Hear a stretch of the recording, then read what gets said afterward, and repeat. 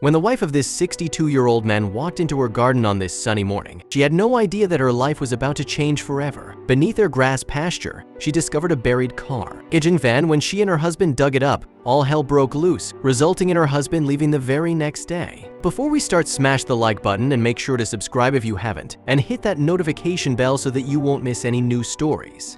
Emily, the woman who discovered the car first, walked around her garden completely oblivious that morning. She held a small hand-sized spade for planting newly sprung seeds, and next to her feet was a large watering can. But after watering her first bed of flowers, she spotted something sticking out of the ground. There was a metal-like object sticking out of the soil. She used her spade to dig around the pointy metal thing, but it didn't take long before a major fright fell upon Emily. This object was much larger than she initially thought. Emily yelled for her husband to come over and take a look, and his expression was just as shocked as hers. Nathan, Emily's husband, grabbed a shovel from the shed and joined his wife in the excavation.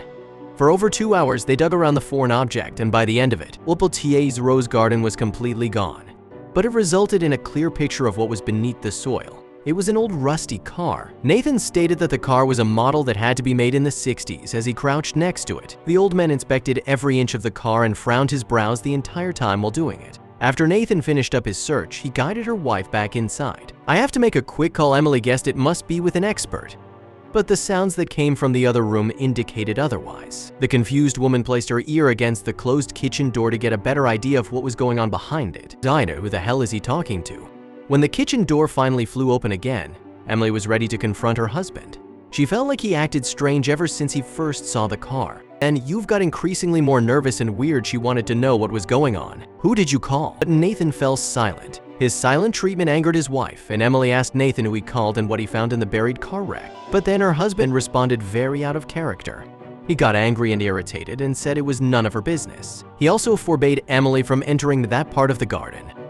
Emily's head was filled with questions, and at the end of the day, so did she. The two of them started in bed together. When she woke up the next morning, Nathan's side of the bed was empty. Where has he gone off to now? This entire ordeal was getting too bizarre, and Emily could feel her heart rate rising instantly. She took her first steps down the stairs and heard sounds coming from the driveway. When Emily got to the front door, she saw moving going around in front of their house. It was Nathan, and he seemed anxious. But the moment Nathan saw his wife's face sticking out of the open doorway, he bolted. The old man got into his car quickly and started the engine without saying a word. Emily ran toward the vehicle, but she was already too late. With screeching tires and high speed, Nathan hasted away in their car. In a desperate attempt to reach her husband, she tried to call him, but again, there was no response. This situation was getting too weird for the poor old woman, and Emily felt tears fill her eyes. She walked into the garden and visited the wreckage site, a place that Nathan forbade her from going to.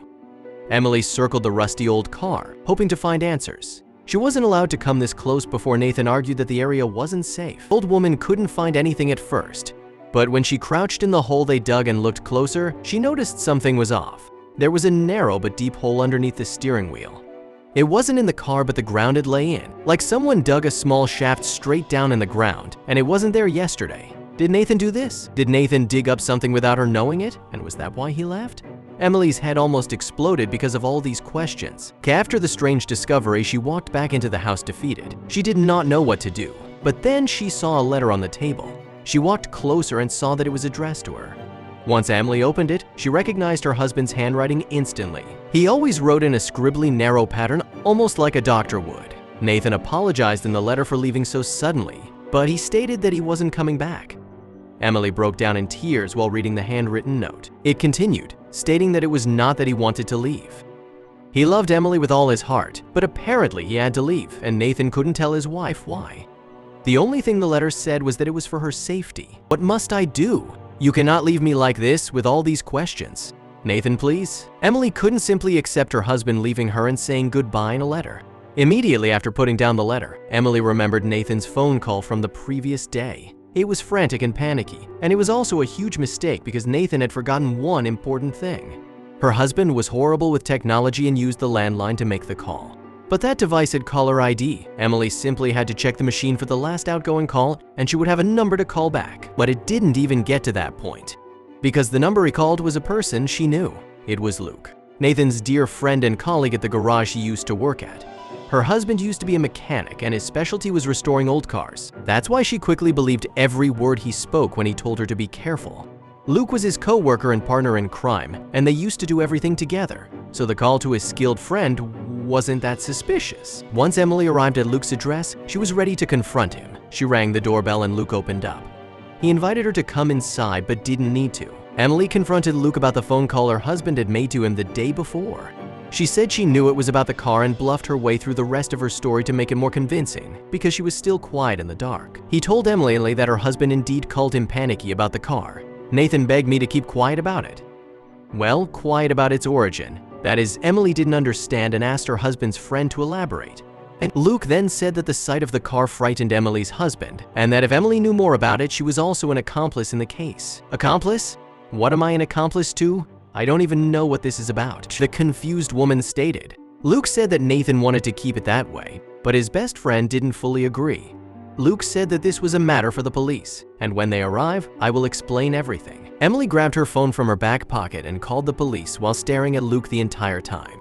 After about 15 minutes, the police officers arrived at Luke's home, and that's when Luke explained the entire situation. Luke started by saying that he was the only one who knew about this story because Nathan didn't trust anyone else with the truth. Luke then revealed the story of a crime that happened over 40 years ago. It happened before Nathan and Emily met. The one on Langrove Street, Luke told the officers and Emily, who listened intently. The armed robbery was successful. They needed to get rid of the vehicle, because they would only let him live if he did them a favor.